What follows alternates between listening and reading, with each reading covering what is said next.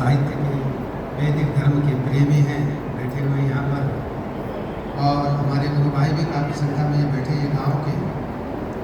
बड़ी खुशी की बात है आज आपके यहाँ वेद प्रचार का सत्संग भी हुआ।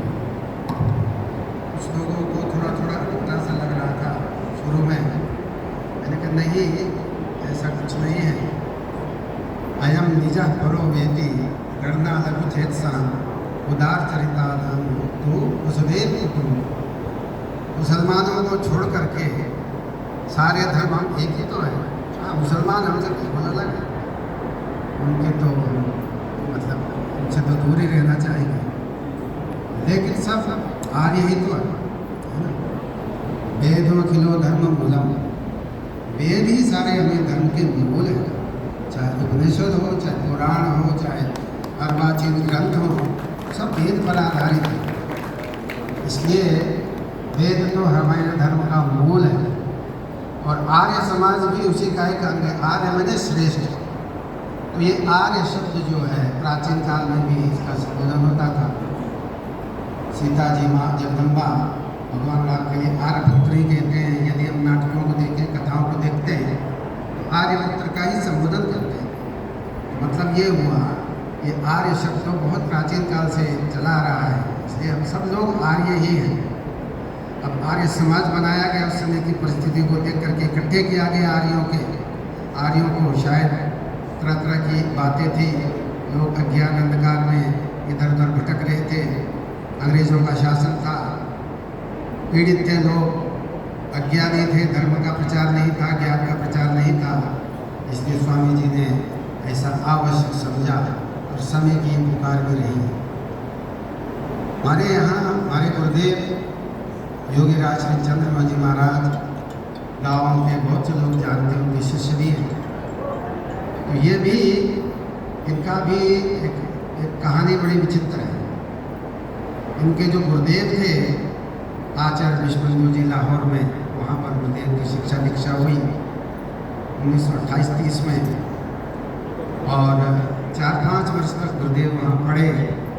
उसके बाद और इनके गुरु जो हैं आचार्य जी विश्वबंधु जी बहुत मानते थे हमारे गुरुदेव, क्योंकि एक सच्चे गुरुनिष्ठ बालक थे और अपनी पढ़ाई में ध्यान देते थे, संयमी थे, क्योंकि उनके पिता भी उसी प्रकार के थे। उनके पिता पंडित पूज्य देवी राम जी आर्य समाज के बहुत प्रचारक थे, दक्षिण में ही प्रचार करते थे।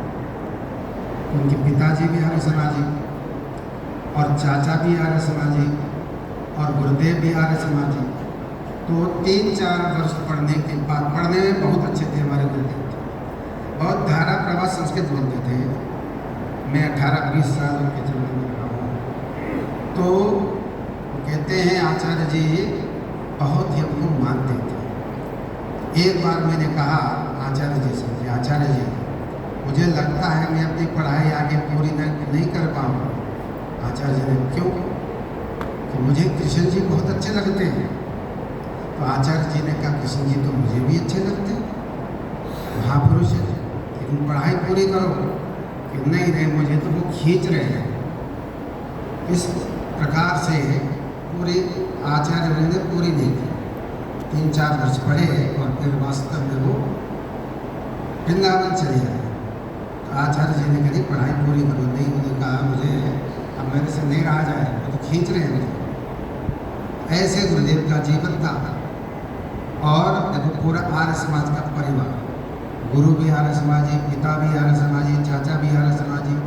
लेकिन उनके जीवन में घटना ये घटती है कि बचपन में ही भगवान कृष्ण का साक्षात्कार होता था।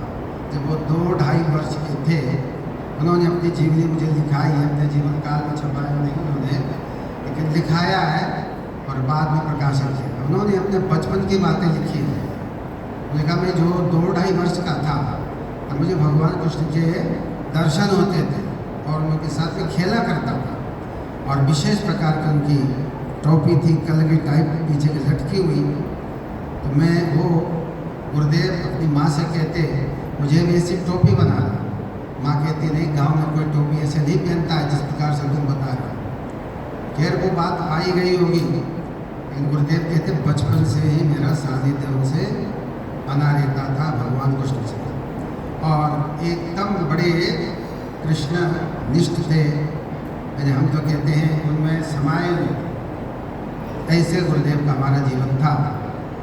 और मैंने ये देखा जब भारत पाकिस्तान अलग हो गया, आचार्य विश्वबंधु जी लाहौर छोड़ के आ गए, होशियारपुर रहने लगे। वहाँ एक उन्होंने विश्वेश्वरानंद वैदिक शोध संस्थान की स्थापना की है, आज भी कार्यरत है वो। गुरुदेव जब भी अमृतसर जाते हैं, क्योंकि हमारे दादा गुरु का स्थान अमृतसर, महाप्रभु रामलाल जी का जो घर है, जो स्थान है, वो अमृतसर में है। तो हमारे गुरुदेव प्राय वहाँ जाते थे, कई बार मैं भी साथ में रहा। एक बार गुरुदेव की इच्छा हुई कि हम होशियारपुर जाएंगे, अपने शिक्षा गुरु के यहाँ हम जाएं। तो हम भी साथ में थे, तो वहाँ गए, हम होशियारपुर गए और उस कक्ष में गए जहाँ आचार्य जी रहा करते थे। कुछ उनके और शिक्षक बंधु भी सब गुरुदेव को जानते थे, उनका लाडला शिष्य है। और गुरुदेव ने वहाँ पर 10,000 की गड्डी, उस समय की बातें कहती, 36-37 साल पहले की बात, 10,000 की गड्डी अपने गुरुदेव के चरणों से छुआ करके वहाँ के कार्यक्रम को दी। कहने का मतलब ऐसे शिष्य देखने में बहुत कम मिलते। ऐसे शिष्य, ऐसे गुरु, अपने गुरु के प्रति भी महाप्रभु रामलाल जी को कोई नहीं जानता था, क्योंकि वो तो अद्भुत योगी थे, एक जगह टिकते ही नहीं थे, कभी कहाँ, कभी जंगल, कभी। तो हमारे गुरुदेव ने ये कहा कि यही योगी राज हैं, इन्होंने योग का उपदेश दिया है। जनता में जा कर के एक समय में कई शरीर बनाए हुए, एक शरीर से यहाँ पर है, एक शरीर अलीगढ़ में, एक शरीर से नासिक में, ऐसे कायव्यूह करके उन्होंने योग का प्रचार किया। जो लोग भटके हुए थे, जिनको धर्म का ठीक रास्ता नहीं मिल रहा था, ऐसे लोगों को सही रास्ता देने के लिए हमारे दादा गुरु जी ने कई शरीर धारण करके योगों को ध्यान का मार्ग दिया, योग का मार्ग। नहीं तो लोग क्या समझते हैं कि भक्ति बस यही है, तिलक चंदन करो, कपड़े लगा लो, लेकिन अंदर से जो ठोस तत्व होना चाहिए वो योग के द्वारा ही संभव है। इसलिए हमारे गुरुदेव ने ये शिक्षा दी हम लोगों को। वेद कहता है असतो माँ सद्गमय, कैसे असत्य से तुम निकल करके सन्मार्ग पर चलो। मृत्युर्मा अमृतम गमय, मृत्यु के मार्ग से हट करके अमरता की ओर चलो। और तमसो माँ ज्योतिर्गमय, अंधकार से निकल करके ज्योति की ओर आप चले। ये वेद का उद्घोष है। तो जितने भी महापुरुष हैं इस बात को मान करके अपनी संस्थाओं को चलाते हैं, और ठीक प्रकार से जो अपने अनुयायी हैं उनको उस मार्ग पर लगाते हैं। भगवान ने कहा जिनको मुझे कोई कर्म करने की जरूरत नहीं है, फिर भी मैं कर्म करता हूँ। क्यों? लोक उपदेश के लिए। अगर मैं ही कर्म नहीं करूँगा तो और भी काम नहीं करेगा, है ना। लोक संग्रह कहते हैं इसको, लोक उपदेश के लिए। तो हमारे गुरुदेव भी सब कुछ प्राप्त था उनको अपने गुरु की कृपा से। सारी विभूतियाँ थी हमारे गुरुदेव के अंदर। वो कहते थे हमारे गुरुदेव की कृपा से योग दर्शन में जो वर्णित विभूतियाँ हैं, ऐसी कोई विभूति नहीं जो मेरे गुरुदेव ने मुझे साक्षात्कार न कराया। इतनी बड़ी बात गुरुदेव हमारे कहा करते थे, और उनके जीवन में मैं ये देखा। सारे चमत्कार की बातें उनमें थी, लेकिन गुरुदेव कहते थे देखो योगी को समुद्र पी करके भी होंठ सूखे ही दिखाने चाहिए। मैंने योगी लोग चमत्कार नहीं दिखाते, तो छोटे लोग चमत्कार दिखाते हैं। योगी तो सब कुछ होते हुए भी बिल्कुल सामान्य रहते हैं। हमारे गुरुदेव भी बहुत सामान्य रहते थे। पहले तो दाढ़ी बाल भी नहीं होते थे, बिल्कुल पहलवान जैसे दिखते थे, लेकिन बाद के समय में दाढ़ी वाड़ी रख ली थी। तो उनको देख करके कोई ये नहीं जान सकता था ये कि योगी है, लेकिन जब वो बोलते थे तब पता चलता था हाँ ये योगी है। गुरुदेव जब बोलते थे, शास्त्रों में लिखा है कि योगी गुरु के पास, जो अनुभवी तत्वदर्शी गुरु के पास जाना चाहिए। समभिगच्छेत समत्पाणि श्रोत्रियम ब्रह्मनिष्ठम, कहते ऐसा गुरु होना चाहिए जो शास्त्रों का पारंगत हो, शास्त्र को पूरी तरह से जानता हो और ब्रह्मनिष्ठ भी हो, ब्रह्म का जिन्होंने साक्षात्कार किया हो। तो ये बात मैंने अपने गुरुदेव में देखी। बड़े बड़े सम्मेलन होते थे इंडिया लेवल के, बड़े बड़े आचार्य, बड़े बड़े डीलिट होल्डर यूनिवर्सिटियों के आते थे, लेकिन वो तो केवल शब्द ज्ञान था उनके पास, अर्थ ज्ञान नहीं था। तो गुरुदेव की वही महिमा इसी प्रकार से थी। जब बोलते थे समाधि के भिन्न भिन्न अंगों का जब निरूपण करते थे तो वो आचार्य लोग, प्रोफेसर लोग भी हक्के बक्के रह जाते थे कि हमने तुम पढ़ाई है, लेकिन इसकी कली तो ये बोल रहे हैं कि राज कि तर्कानुगत क्या है, विचारानुगत क्या है, आनंदानुगत क्या है, अस्मितानुगत क्या है, फिर उसके बाद निर्माण चित्त क्या है, निर्माण चित्ता अस्मिता मात्रा, और ऋतंभरा तंत्र प्रज्ञा, ऋतंभरा प्रज्ञा क्या है। योग के द्वारा ये सब सिद्धियाँ योगी को प्राप्त होती हैं। ऋतंभरा एक ऐसी बुद्धि है जिससे उससे हमेशा सत्य का ज्ञान होता है, उस बुद्धि में कभी असत्य आता ही नहीं। तो गुरुदेव के ऐसे भी कुछ शिष्य हुए हैं जो इस बुद्धि के थे। ध्यान करते करते, अभ्यास करते करते, तप करते करते उनके बुद्धि में ये बात जो आती थी वो सत्य ही आती थी। एक टाट बाबा थे यहाँ, तो वो यदि उनके मन में आए कि हरिद्वार में वर्षा हो रही है तो वर्षा हो ही रही है, नहीं तो उनके बाद में ये बात आएगी। तो गुरुदेव कहते थे यही ऋतंभरा प्रज्ञा होती है, सत्य को धारण करने वाली बुद्धि। तो योग के द्वारा ये प्राप्त किया जाता है। जब साधना करता है योगी, धीरे धीरे उसकी निर्मल बुद्धि होती है और वो बुद्धि ही जीव को आत्मा का दर्शन कराती है। आत्मा तो पहले से भी है और अब भी है, अज्ञानी ज्ञानी सबके लिए आत्मा है, लेकिन जब तक हमारी बुद्धि निर्मल नहीं होती योग के द्वारा, तब तक हम ईश्वर का दर्शन नहीं कर सकते। गीता में भगवान ने बहुत सुंदर बात कही है 15वें अध्याय, सर्वस्य चाहम हृदि सन्निविष्टो मत्ता स्मृति ज्ञानम अपोहनंच वेदेश सर्वैरहमेव वेद्यो वेदांत कृत वेद विदेव चाह। भगवान कहते हैं देखो अर्जुन, सर्वस्य चाहम हृदि सन्निविष्टो, मैं सबके हृदय में मेरा प्रवेश है, मैं सबके घट घट में वास करता हूँ। मत्ता स्मृति, क्योंकि वो आत्मा हमारे अंदर है। कोई दृष्टा कहता है, कोई पुरुष कहता है, कोई आत्मा कहता है। हमारे योग दर्शन में उसको पुरुष कहते हैं, उसको दृष्टा भी कहते हैं, और कोई आत्मा भी कहता है। तो बात एक ही है, किसी भी नाम से पुकारो। तो भगवान ने कहा मत्ता स्मृति, अर्जुन मैं सबके अंदर में रहता हूँ, जिसको लोग आत्मा कहते हैं, पुरुष कहते हैं। मत्ता स्मृति, जब मैं इस जीव के बुद्धि पर आरूढ़ हो जाता हूँ, निर्मल बुद्धि पर निर्मल बुद्धि दे देता हूँ, जो मेरे से अटैच हो जाता है। हम भगवान से अटैच नहीं होते, हम भगवान की मान्यता ही नहीं करते, भगवान कुछ नहीं, हम ही सब कुछ। लेकिन जो मानता है कि हमारे अंदर तो भगवान निहित है, कण कण में है, वही सब कुछ करता है, उसी से सब कुछ बाहर का प्रकाश है। तो भगवान कहते देखो मैं ही सबके बुद्धि को, है ना, स्मृति नाम की चीज़ देता हूँ। मत्ता स्मृति, याद रखने की क्षमता। जैसे तो विज्ञानवादी कहते हैं, बौद्ध कहते हैं भाई सब कुछ नश्वर है, हर क्षण में नष्ट हो जाता है, हर क्षण एक नया नया क्षण आता है। पिछली बात प्रकृति में सब नष्ट हो रहा है, ठीक है, यह बात सही है। लेकिन भगवान कहते नहीं, देखो एक स्मृति नाम की चीज़ है जीव के अंदर, याद रखने की क्षमता, जिसका योग में बहुत बड़ा महत्व है। स्मृति तो भगवान कहते हैं मैं स्मृति देता हूँ, याद करने की क्षमता देता हूँ बुद्धि में। जिसकी निर्मल बुद्धि है वो याद ज़्यादा रख सकते हैं, जल्दी रख सकते हैं। स्वामी विवेकानंद जी के बारे में कहा गया, एक बार वो वहाँ अमेरिका में लाइब्रेरी में गए और पुस्तक देखने लगे, और पुस्तक देख करके आधे घंटे में दे दिया। तो वो जो पुस्तकालय का अधीक्षक था कहने लगे स्वामी जी आपने देख लिया? बोले हाँ मैंने देख लिया। बोले मैं तो ये भी बता सकता हूँ कौन को पृष्ठ पे क्या चीज़ है। मैंने इतनी देर में उन्होंने सब कुछ देख लिया। ये क्या है? ये है अंतःकरण की पवित्रता का प्रभाव। तो स्मृति जिसकी शुद्ध है, जिसका अंतःकरण जितना शुद्ध है, उसमें तो फोटो स्टेट की तरह सब याद हो जाए। और जिसके अंतःकरण में मलिनता है, रजोगुण तमोगुण है, वो तो 10 बार समझाने पर उसको समझ में नहीं आएगा।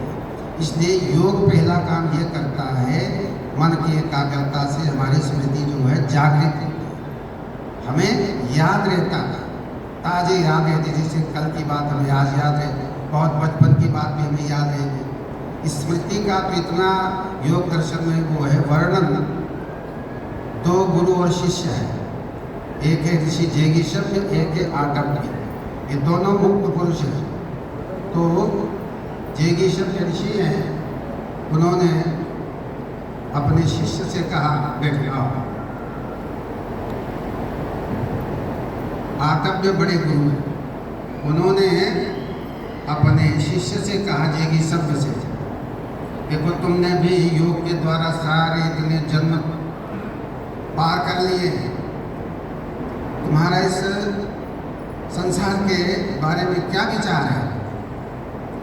कहते गुरुजी, मैंने अपने 10 महासर्ग में जितने भी मेरे जन्म हैं सब में करतल आमलकवत देख रहा हूँ। 10 महासर्ग में मेरे जितने जन्म सब याद है मुझे। जैसे हाथ में रखी कोई वस्तु को हम देख लेते हैं, देख लो भाई, ऐसे कहते हैं मुझे सब याद है, शिष्य के हैं।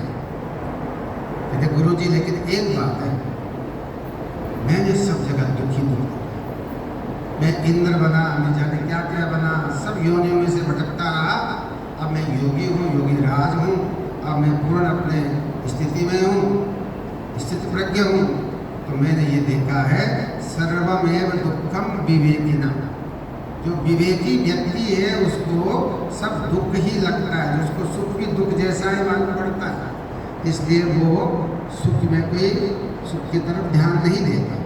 तो योग भी जो है हमें दुख से छुड़ाने का मार्ग है। भगवान ने एक बात कही, अर्जुन तम विद्या, एक ऐसी योग विद्या है, तम विद्या दुख संयोग वियोगम योग संगीतम, योग उसकी संज्ञा है, योग नाम की एक अध्यात्म विद्या है। वो क्या करती है? तम विद्या, उसको जरूर जानो, दुख संयोग वियोगम, दुख का जो संयोग तुम्हारे जीवन में बना हुआ है उससे वो दूर कर देता, अर्थात दुखों से तुम्हें दूर कर देता, उसका नाम योग संज्ञा है, उसकी योग नाम है। सा निश्चेन योगतव्यो, निश्चित रूप से उस योग में हर व्यक्ति को आना चाहिए। अनिर्विण्ण चेतसा, ये भी कहा भगवान ने, मैंने उकताना नहीं चाहिए। व्यक्ति साधना तो करता है, मंत्र दो, लो भाई इसको 2 घंटे जप करो, कोई जप करना नहीं चाहता, क्योंकि तमोगुण रजोगुण वो चाहते हैं कोई बस तुरंत ऐसे कोई मिल जाए बुद्धि और कुछ करना ना पड़े, लेकिन ऐसा नहीं है। जब आप खुद खाओगे तभी तो बहुत पेट भरेगा आपका, ऐसा थोड़ी होता है कि ये खाए और आपका पेट भरे। इसलिए योग तो पूर्णतया स्वयं करने का विज्ञान है, उसको स्वयं अनुभव में लाओ। इसलिए कहा कि जो है सब जगह मैंने दुख ही दुख देखा है। तो योग जो है पतंजलि जी, कृष्ण जी ने कहा, भगवान ने कहा निश्चय योग तत्व, अर्जुन तुम्हें योग में जुड़ना चाहिए। और कहा तस्माद योगे भवार्जुन, और ये कहा अनिर्विण्ण चेतस, बिना उकताए मन से करना चाहिए। हम जो भक्ति करते हैं आज के समय में, बस नकली भक्ति करते हैं, बस कंठी माला तीर्थ में चले गए, मंदिर में चले गए, ये कर दिया वो कर दिया, ये तो कुछ भी नहीं है। इसलिए कुछ विचारक स्वामी जी जैसे पुरुषों ने उसका खंडन भी किया, ये तो ढोंग है तुम्हारा, इधर पाप करते हो मंदिर में जाकर पुण्य करते हो, है ना। जबकि वेद तो ये कहता ईशावासमिदं सर्वम यत्किंच जगत्याम जगत तेन त्यक्तेन भुंजीता मां गृहा कस्य धनम। सब जगह कण कण में भगवान को देखो तो हम पाप नहीं करेंगे, कि थोड़ी मंदिर में भगवान रहते तो वो आप पाप नहीं करेंगे और गेट के बाहर जाकर के पाप करेंगे। तो आज का मनुष्य ऐसे, तो समय समय पर ऐसे ही लोग रहे, तो मनुष्य उसको चेताने के लिए महापुरुष आते हैं और चेताते हैं। जितना चेत जाए उतना ही अच्छा है, लेकिन नहीं चेतने वाले तो नहीं चेतेंगे। तो कहने का मतलब ये है, भगवान ने कहा अर्जुन उस योग से जुड़ो, उससे सब दुखों का हरण होता है। तो योग मार्ग एक ऐसा मार्ग है, अनुभव का मार्ग है। आप जितना करोगे आपको अनुभव होता रहेगा, अनुभूति होती है। हमारे दादा गुरुदेव के जितने शिष्य थे लाहौर में थे तो अधिकतर आर्य समाजी थे। किसी को कोई परेशानी, किसी को कोई परेशानी, बीमारियाँ थी, लोगों को होती है। तो किसी कारण से दादा गुरु से जुड़ते थे तो धीरे धीरे वो सनातन में आ ही जाते थे। तो एक दिन की एक घटना बताता हूँ। एक उनके आर्य समाजी शिष्य थे, प्रेम करते थे इनसे, नाम कोई हुकुमचंद जैसा मान लो। कहने लगे, शाम के समय गुरुदेव के पास आते थे सारे लोग। कहते, हुकुमचंद क्या करके आए हो? कहने लगा, गुरु जी मैं संध्या करके आया। संध्यादेव में इसलिए जो आपकी संध्या होती है, मैं संध्या करके आया। तो गुरु जी ने कहा, नहीं यार तू संध्या ठीक से नहीं करके आया। कि नहीं नहीं गुरु जी, मैं आधा घंटा ध्यान करके आया, संध्या करके आया, अपने मंत्रों का जप करके आया। तो गुरु जी ने कहा, हमारे दादा गुरु जी ने, महाप्रभु रामलाल जी ने, कि नहीं तुम्हारी संध्या ठीक नहीं है। 2-3 बार कहा। अंत में गुरु जी ने कहा, तू तो नौकर से लड़ रहा था, तू तो नौकर से लड़ रहा था। हाँ गुरु जी, आज मेरे नौकर ने मेरा बहुत नुकसान कर दिया। मेरे हजारों का नुकसान मेरे नौकर ने कर दिया। जब मैं संध्या कर रहा था मेरा गुस्सा तो नौकर पे ही था, मेरा गुस्सा नौकर पे ही था, नौकर पे गुस्सा आ रहा। और गुरु जी अपने आश्रम में बैठ करके यहीं से देख रहे थे शिष्य क्या कर रहे। उसने कहा, तुम तो नौकर से लड़ाई कर रहे थे। कि हाँ गुरु जी सही था। तो कहने का मतलब है गुरु सब जानते हैं। गुरु हमारे अंदर भी है, बाहर भी।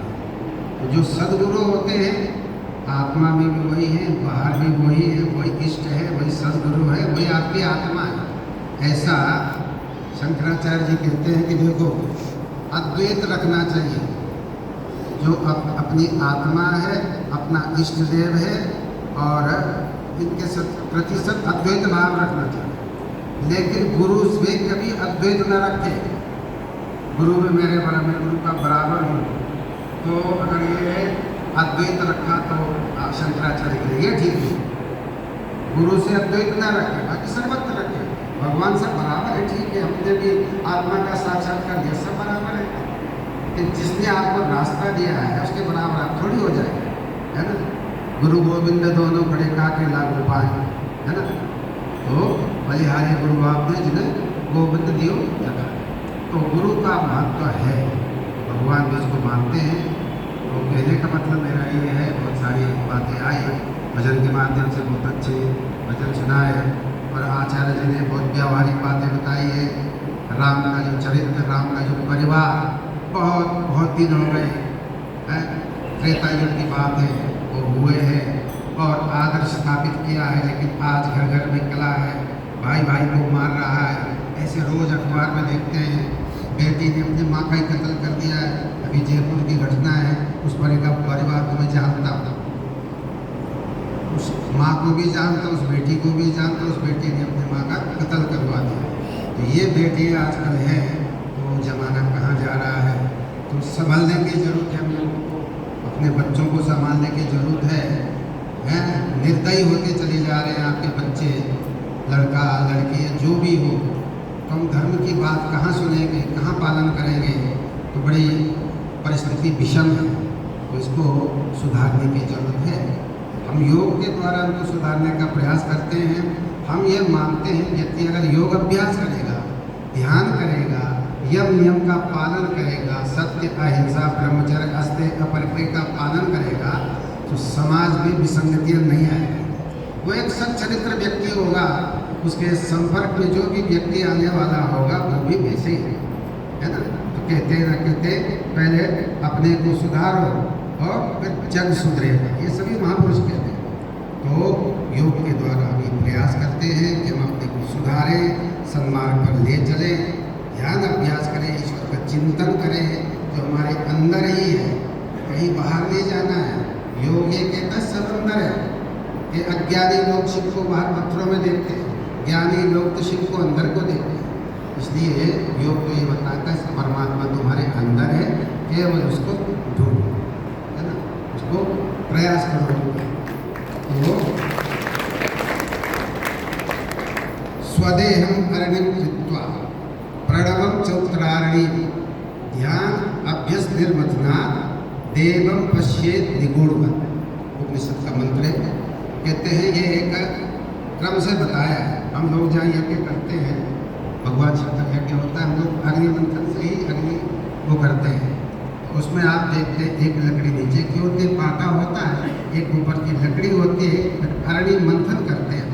तो यही उपदेशन में उसको रूपक से समझाया। कहते हैं हमारे ये शरीर है स्वदेह हम अरणी, तो अरणी मैंने नीचे की लकड़ी थोड़ा सा, और प्रणवम च उत्तरारणी, जो मंत्र है हमारा प्रणव वेद मंत्र गायत्री, वो कहते हैं उत्तरारणी की तरह उसको कसो, और ध्यान अभ्यस निर्मथनाथ, ध्यान रूपी मंथन से उस अपने अंदर जो ईश्वर है उसको प्रकट कर। जैसे हम दो लकड़ी के संघर्ष से, घर्षण से अग्नि पैदा कर देते हैं, इसी प्रकार से योग में ये कहा गया है, उपनिषद में ये कहा गया है कि जो आपका मंत्र है उसको इतना जपो, इतना रगड़ो कि परमात्मा प्रकाश हो जाए, प्रकाशित हो जाए। इतना कोई करेगा तो उसको लाभ होगा, इतना कोई करता नहीं है। इसलिए कहते हैं योग वो भी कोई ऐसे मतलब लोगों की निष्ठा नहीं बन पाती, इसलिए इतना तो करना ही पड़ेगा। जब हम साधना करते हैं इतना करना पड़ेगा, 1.5 घंटे 2 घंटे 2.5 घंटे एक ही मंत्र को लगातार हम जपेंगे, इससे क्या हो? मंत्र क्या है? मंत्र साउंड है, शब्द है। उस शब्द को जब आप बार बार बोलेंगे तो उस साउंड से लाइट प्रोड्यूस होती है ना। प्रकाश, दो बादल जब टकराते हैं तो देखो चिंगारी निकलती है, बिजली कूदती है, क्या हुआ? दो बादलों के घर्षण से। ऐसे ही जब हम मंत्र को जपते हैं, एक ही मंत्र होना चाहिए, नहीं कि आप तो क्या है, अब तो बनिया की तरह करते हो, 2 मंत्र इसका कर लिया, 2 मंत्र कृष्ण जी का, 2 हनुमान का, 2 इसका, चलो सब कुछ रहे ऐसे, जबकि कहीं कामयाब नहीं हो। इसलिए मंत्र एक ही जपो आप, जो गुरु ने दिया है, जिस पे आपकी निष्ठा है। तो स्वदेहम अरण्यम कृत्वा प्रणवम चित्तरारणी ध्यान अभ्यस निर्मथना देवम पश्येत निगूढ़, जो आपके अंदर आत्मदेव है, जो परमात्मा है, उसको आप साक्षात्कार कर लेंगे। जैसे आप 2 लकड़ी के घर्षण से उस परमात्मा को प्रकट है ना, आग को, अग्नि को प्रकट कर लेंगे। तो ज़्यादा न बोलूँगा क्योंकि भोजन का भी समय हो गया। आप बोल रहे क्या